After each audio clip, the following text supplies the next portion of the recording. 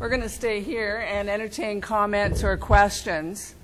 I swear to God, I'll cry. I have to comment first on resilience. What? And I think resilience. Oh, okay. I think that, as Tim identified, that there are shared experiences. The word that just comes to me so strongly is the amount of resilience that you need to have, and as you grow and move through your experiences, and Tina's experience, it was resilience and how we develop that and what contributes to it. Things like people treating us in an engaging way.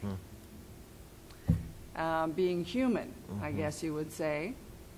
And understanding that everybody has a different perspective about what's important. And that we're all trying to do the same thing, but the path might be a little different. What are your thoughts? What questions would you like to ask the panelists? Any comments or insights that you gained in hearing their stories?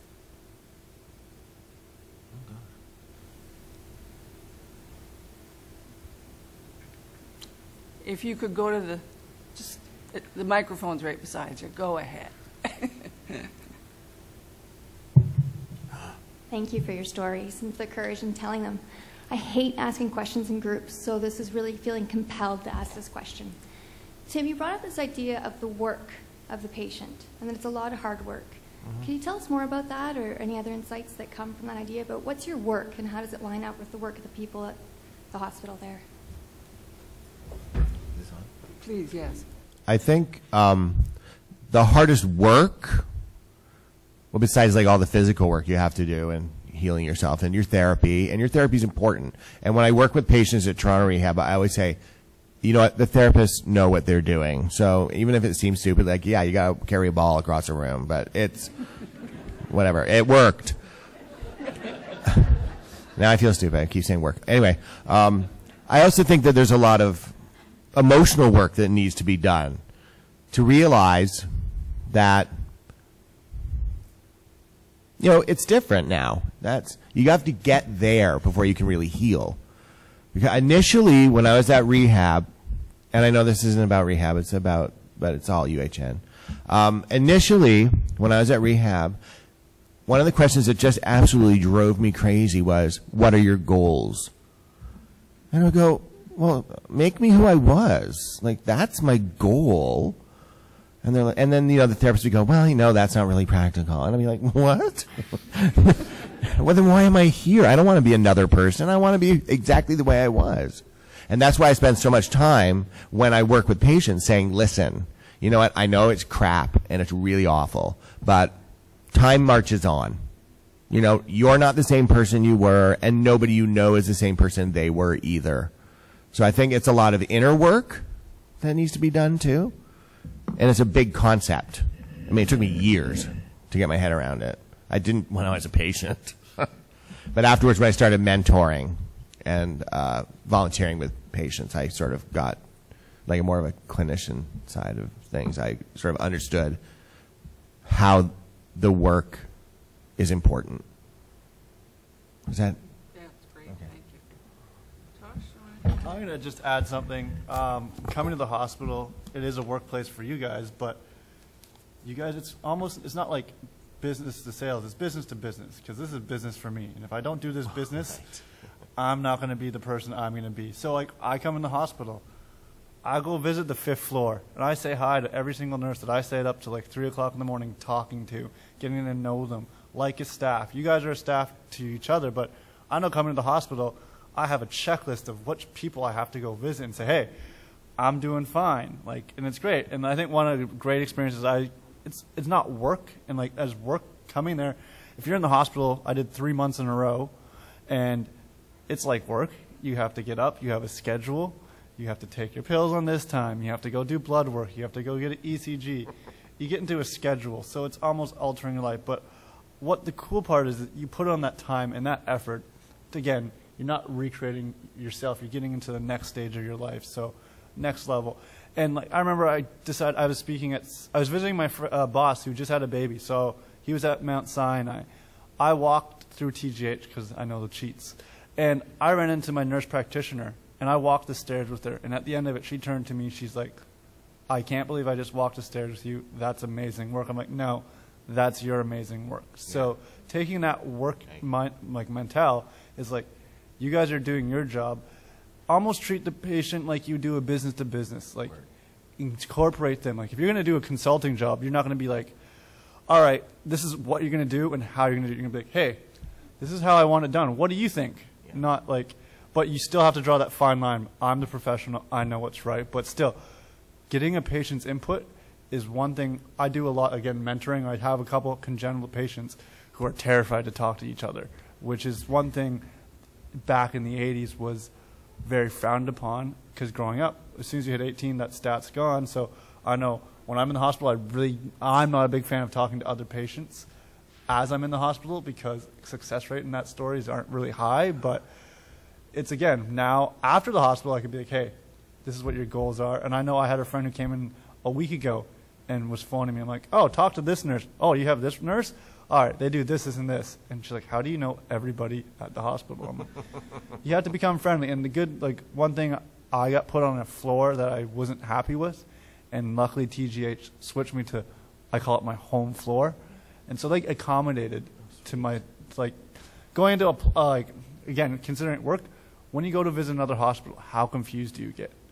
It's the most confusing, and some doctors treat you like you know nothing. And as I'm going to comment on what he said about patients not being aware. There was one point when I was in the ICU, my anesthesiologist was doing rounds, and they had to hold 2 rooms over, because I'd listen, I'd hear, and I'd tell them, oh, you missed this, this, and this, and this, and this. And they're like, and she even turned to me, she's like, turned to the doctor and was like, be careful, he knows what he's talking about. So again, it's picking up on that. Again, business is a good way to put it. You're working with us as we're working with you. Consider it consulting, not our boss kind of thing.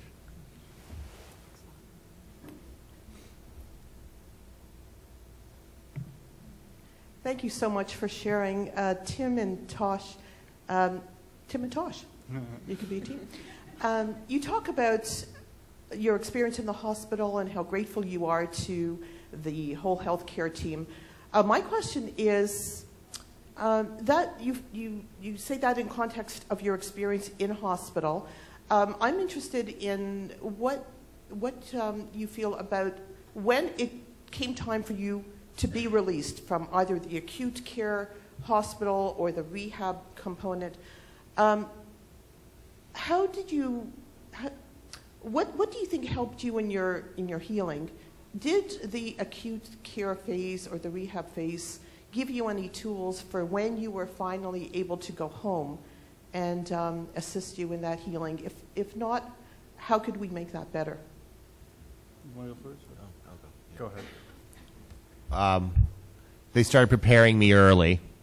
Like, people started talking, or I remember in acute care, they're like, well, you know, you're going to be moving on to rehab, and they kept stressing that I was better, that I was ready to move on, and you don't believe it. Like, not even a little bit at first. You're like, no way, I'm a sick person. And then when I got to rehab, I thought I was going to be there for the rest of my life. Like, I mean, and then the same thing. They're like, well, you're getting better, you're healing. And they constantly were reinforcing the concept that I was healing.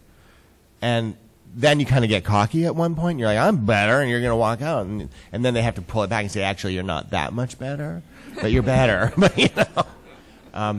But I think probably what I'm saying is that the discussion of healing is always on the table.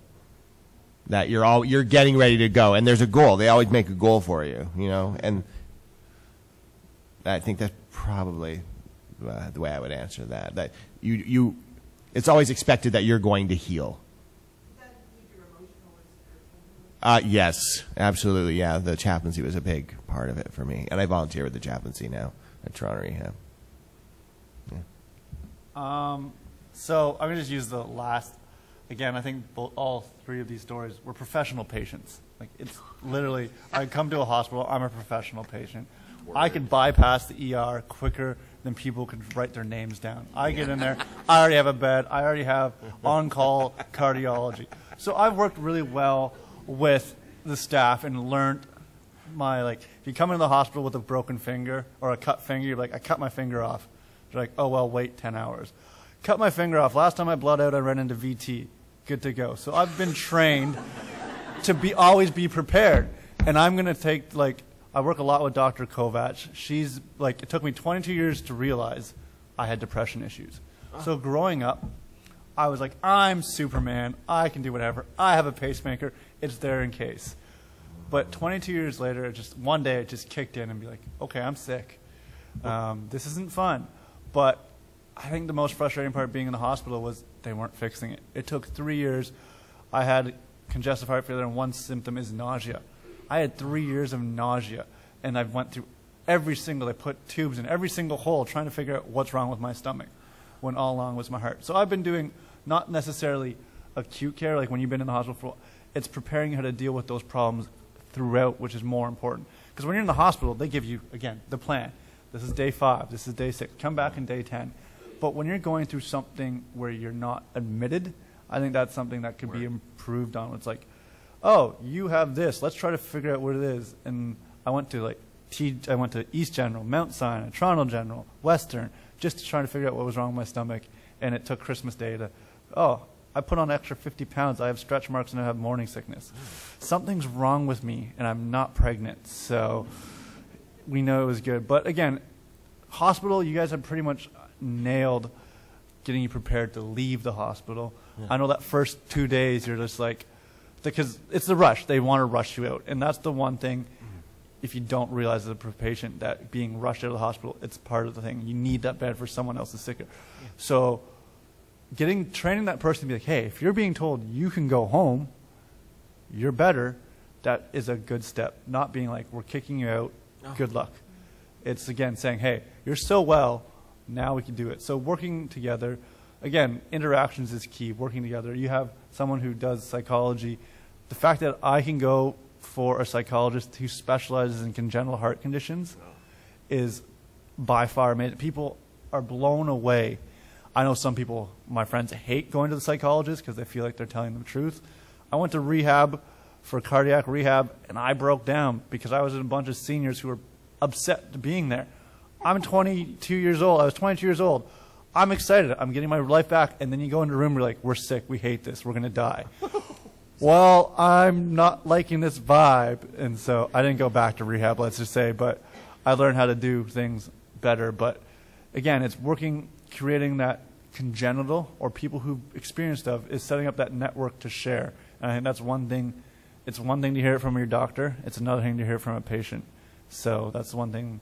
Maybe if you had a patient who comes in and be like, I've done this, this, and this, and this, and then say, hey, oh, it's not that bad. And you just learn how to deal with it. So, you know what's awesome about what Tosh said, the professional patient thing? I do that. I used to do that all the time. I'd go into Toronto Western and I'd say, okay, I got a headache. And they'd be like, I'm like, no, listen, I have a headache. My name's over there. See, with the big stars beside it? You're going to take me into that room, and I'm going to get a CT scan in 10 minutes. Call Mike to me. Because, you learn how to navigate the hospital. Before we wrap up, Lee, any final comments about transitions or the journey or anything? This is why it's a privilege, because every day I have the privilege of being with people that know themselves and know what they need, and to be able to listen, just to be able to listen. So it's been wonderful being here to listen to Tosh and to Tim. It's been really wonderful just to really, really listen, and absolutely, Tina may be very proactive, very assertive. She had to do a lot of things separately. There are people that aren't able to be as empowered as she was. So, just Tina may have needed someone like me or some supportive care. Some people really have a complex need on many different levels, So, and I really enjoyed the humor, because that's how that's how we learn, and that's how we share, and that's how that trust is built as well, but with that humor. So thank you very much, Neil. Thank you. And so I'm just going to end with a quote before we have break. Nichols reminds us that you don't change relationships by changing other people. You change patterns of relating by changing yourself in relation to them. We are participants in a real way in the experiences of our patients, and the consequences of how we participate are profound.